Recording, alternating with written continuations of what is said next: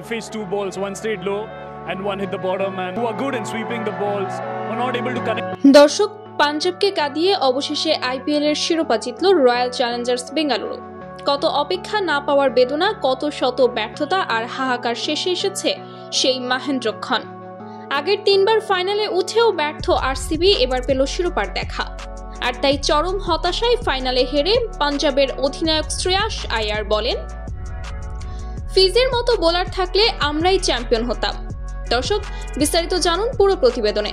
Final ম্যাচে পাঞ্জাব কিংসকে 6 রানে হারিয়ে প্রথমবারের মতো বহু আরাধ্য আইপিএল এর শিরোপা জিতল আরসিবি। 17 বছরের অপেক্ষার অবসান হলো বিরাট কোহলিরও। আইপিএল এর প্রথম আসর থেকে বেঙ্গালুরুতেই খেলে যাওয়া কোহলি আগে কখনো জিততে পারেননি আইপিএল এর ট্রফি, এবার পারলেন।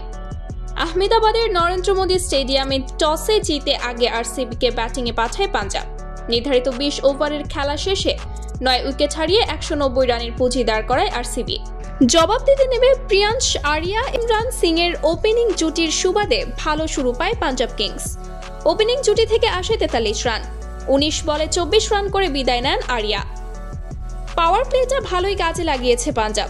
6 ওভারে 1 উইকেট হারিয়ে তুলেছে 52 রান। 3-এ নামা জশ ইংলিশ ছিলেন মারমুখী। ধুমধারাক্কা ব্যাটিংয়ে এগোচ্ছিলেন ইংলিশ। অধিনায়ক শ্রেয়াস আয়ার এদিন সুবিধা করতে পারেননি। 2 বলে 1 রান করে বিদায় নিয়েছেন আয়ার।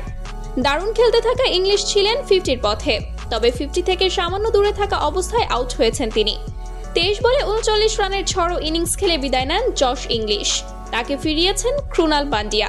সেখানেই যেন ম্যাচের মোড় ঘুরে যেতে শুরু করে।